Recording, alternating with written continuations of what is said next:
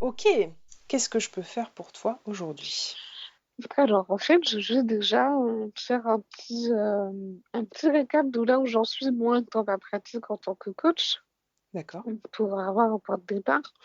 C'est-à-dire que, ouais, j'ai commencé à faire du coaching il y a à peu près un an, en tout cas en pratique professionnelle.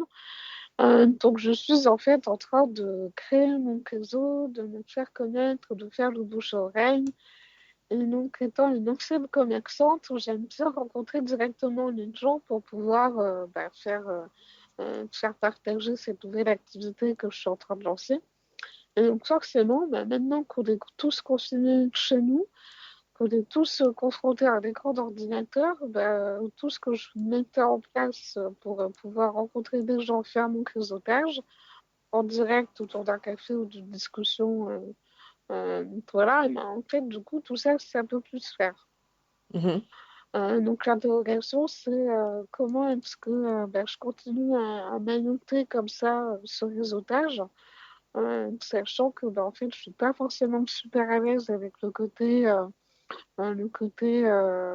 visioconférence, faire des podcasts, faire des vidéos, enfin bon, j'ai un, voilà, je suis Ok. un peu en interrogation par rapport à tout ça parce que j'observe aussi beaucoup de consoeurs et de confrères qui, eux, travaillent beaucoup avec ce genre d'outils et de supports. Mais en fait, je suis un peu frileuse par rapport à ça, quoi. Ok. Alors, déjà, tu peux prendre une feuille qui sera destinée à être brûlée à la fin de notre appel, Très bien. qui servira, donc je sais que tu as suivi mon travail de manière Mhm.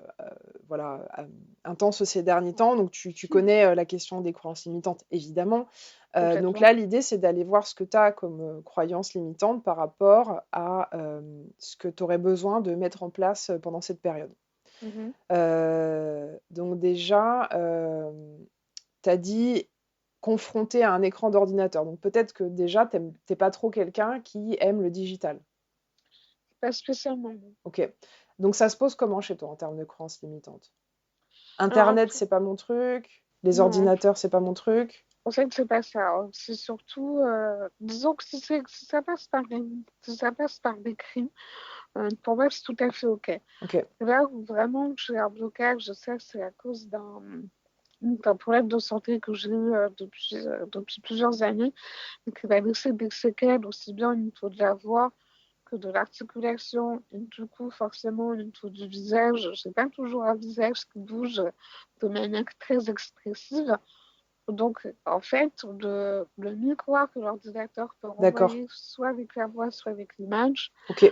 c'est ça qui me fait utiliser ce mot confrontation, parce que je suis confrontée à cette image. Très bien.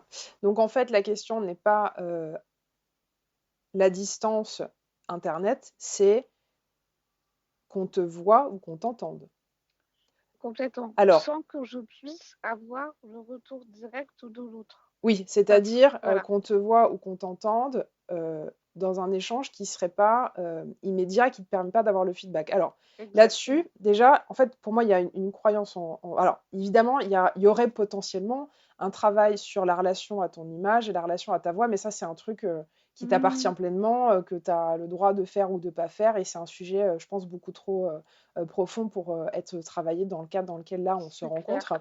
Mhm. Et puis honnêtement, enfin, encore une fois, tu es pas forcément obligé de le bosser. Hem, Par contre, ça vient soulever l'idée selon laquelle, en travaillant à distance, tu serais obligé de faire des vidéos sans feedback, tu serais obligé de faire des calls Mhm. ou des Complètement, podcasts. En fait, non. c'est ça. C'est-à-dire que tu peux très bien bosser uniquement à l'écrit. Alors, je t'invite à aller voir par exemple la page d'une nana donc c'est dans mes contacts, hein, si tu veux regarder, Mhm. qui s'appelle Audrey Mellac, qui est thérapeute et qui fait des D'accord. posts, des posts. Alors, elle fait aussi des vidéos, mais elle fait des posts assez longs. Mhm. Et en fait, moi, j'ai découvert son travail comme ça. J'ai trouvé qu'elle faisait des posts géniaux. Mhm. Et à un moment donné, on s'est appelé, voilà, on a échangé en tant que consoeur. Et si tu veux, elle, une de ses modalités de développement, enfin, c'est l'hypothèse que je fais, hein, je ne vais pas demander Mhm. comment elle s'est Mhm. développée, mais c'est finalement sa visibilité sur Internet, elle est d'abord avec des posts écrits. Tu as des gens qui bloguent, tu as des gens qui font des articles, que ce soit sur Facebook, sur LinkedIn. Alors, tu as des supports qui sont peut-être plus adaptés que d'autres pour faire des choses plus ou moins longues, tu vois. Ça, il y a des endroits, il y a des codes. Mais si tu veux, pour moi, l'idée n'est pas de te dire je vais être obligée de faire des trucs que j'aime pas. En gros, voir ma tronche, m'entendre et ne pas avoir de feedback. Mais dis-toi plutôt, quels sont les espaces, dans l'espace infini du travail à distance, quels sont les espaces dans lesquels je peux aller faire des choses qui me plaisent. Prends le truc en positif, en fait. Si toi, ton truc, c'est d'écrire, écris. Moi, je me souviens, j'avais eu des entretiens avec une nana qui bossait assez haut placé dans une très grande entreprise et qui m'avait expliqué qu'en fait, il y avait des gens qui coachaient que par écrit. Ah, tiens. Et le coaching par écrit, ça peut fonctionner, que ce soit en message, c'est-à-dire en conversation par message, ou que ce soit d'un mail à l'autre. Moi, les périodes où je suis en congé, je peux très bien avoir des échanges avec mes clients. Des fois, quelques mots suffisent sur une question ou un truc. Ça peut être effectivement des mails avec des listes d'exercices. Enfin, je veux dire, si tu as envie de passer que par l'écrit, c'est OK. En plus, d'un point de vue marketing, entre guillemets, et clientèle, il y a des gens, et ça c'est hyper important que tu puisses considérer ça, je pense, dans ton espace, il y a des gens qui ont exactement le besoin qui correspond à ce que toi, tu as envie de faire. La question qui se pose, c'est comment est-ce que tu te rends visible, c'est-à-dire comment est-ce que tu amènes aux gens l'information que, un, t'existe, et que deux, tu bosses comme ça. Ouais, Donc, honnêtement, moi, mon idée, ce serait vraiment de ne pas te faire chier avec les médias qui te rendent inconfortable. Pourquoi commencer par les trucs les moins confortables? C'est pas forcément nécessaire, tu vois? Peut-être qu'à un moment donné, tu te sentiras limité par ce que tu as mis en place et tu te diras, bon là, j'ai vraiment envie de déployer des choses, je vais aller bosser. Oui, mais en attendant, tu as largement de quoi faire avec, tu vois, en commençant par les zones. Moi, je suis pas une adepte de la sortie de zone de confort en mode bourrinage. Ça n'a jamais été mon truc, ni pour moi, ni pour les gens que j'accompagne. C'est pas ma came. La stratégie, ça peut être aussi vraiment de commencer à explorer en douceur. On est dans un temps qui est compliqué, qui demande déjà vachement d'un point de vue émotionnel. Est-ce qu'on a vraiment envie d'aller se mettre des tartes en allant faire des trucs qu'on n'aime pas, tu vois? Bon, je sais pas, chacun son truc. Donc, explore peut-être déjà les zones qui sont confortables pour toi avec la question de l'écrit. Fais des tests. Fais des tests. Propose si tu as, tu vois, comme moi, je propose des coachings flash là, comme ça. Et pourquoi pas proposer des coachings, je sais pas moi, 3 séances de coaching à l'écrit, une séance par semaine.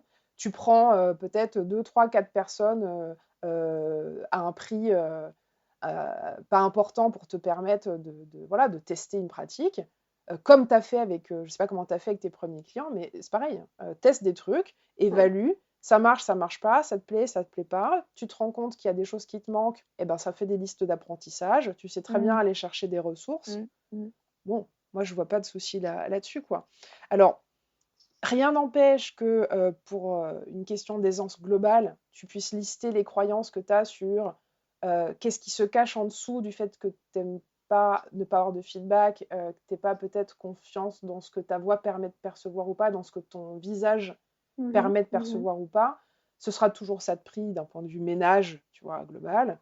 Ça, après, à côté, j'ai déjà des thérapeutes, enfin, je bosse déjà avec des thérapeutes justement là-dessus, parce que ça fait plusieurs années que je traîne ça, et le fait aussi que je me sois reconvertie dans le coaching, c'est pas non plus anodin. Bien sûr. Donc forcément, c'est tout un rééquilibrage général du système Bien sûr. ces années de pathologie. Mais du coup, oui, sur le fait de pouvoir proposer un autre type de coaching, jusqu'à présent, donc j'étais en face à face avec les coachs, avec les coachés. Et en même temps, j'étais en train, au moment où le confinement a commencé, j'étais en train de tester un type de coaching qui pour moi me parle beaucoup. C'est-à-dire que j'avais fait des approches où en fait je coach des gens sur 30 minutes en incarnant exclusivement tout le temps dans leur instant présent pour en fait qu'ils prennent conscience de ce qui se passe en eux alors qu'ils ont un problème X ou Y, peu importe. Et que ça en devienne à la fois une sorte de routine une Oui. sorte d'habitude ou de positionnement de ton regard sur soi. Alors, je Mm. t'interromps parce qu'on s'éloigne un petit peu du centre Ouais, du sujet complètement. qui est toi, en fait, hein. Mm. Donc, d'une part, je t'inviterais à mettre en place des pratiques qui correspondent à des zones que tu as envie d'explorer. Mm. Et d'autre part, d'aller bosser sur tes croyances, donc sur toi par rapport à ton image et ta voix, et puis peut-être les croyances qui sont sous-jacentes à l'idée de en quoi le face-à-face est si important que ça, que ce soit pour les accompagnements, que ce soit pour le réseautage. Mm. Il y a une idée dans ce que tu formules qui vient dire, en fait, le face-à-face, c'est mieux. Et si tu veux, je Bah ne vais, ouais. pas, je vais pas rentrer dans les détails, mais tu l'as dit toi-même, pour moi, Ouais, ouais, complètement. tu vois, tu es commerçante, évidemment. Mm. En fait, tu as appris à faire certaines choses d'une certaine manière. Mm. Le souci que tu as là, c'est que la croyance que tu peux pas faire aussi bien en faisant d'une autre manière devient un obstacle. C'est ça, complètement. Tu as réussi à être une commerçante. Tu as réussi à développer des choses comme ça. Tu vas aussi Mm. réussir à être une coach qui est capable de développer sa pratique à distance. Donc, tout ce qui Mm. aurait comme idée du style. Alors, si je te dis, le face-à-face, c'est mieux, pourquoi ce serait Mhm. mieux en fait? Qu'est-ce qu'il y a quel est le truc qui fait que le face-à-face, c'est mieux? Parce que la première réponse pour moi, c'est que en fait, je m'adapte tout de suite à ce que la personne renvoie suite aux paroles que je lui ai dites. Ok. Alors, je t'interromps. Euh, Qu'est-ce qui ferait que la distance t'empêche de t'adapter tout de suite? Hum, très bonne question à laquelle je n'ai pas de réponse Ben pour le oui, moment. exactement. Parce qu'en fait, c'est ça qu'il s'agit d'aller examiner en détail pour toi. Ouais. En fait, là, moi, je te parle, je t'entends. Mhm. J'entends des pauses, des soupirs, des inflexions de voix. Mhm. Comme en plus, je t'ai pas en face, j'ai pas de biais par Mhm. rapport à ton image physique et tu n'as pas, toi, mon regard sur toi. Mhm. Mhm. Donc ça nous libère en plus de la place. Ce qui est complètement paradoxal, parce que c'est comme si en fait cet espace beaucoup plus libre, en Et fait, il oui, me bloquait.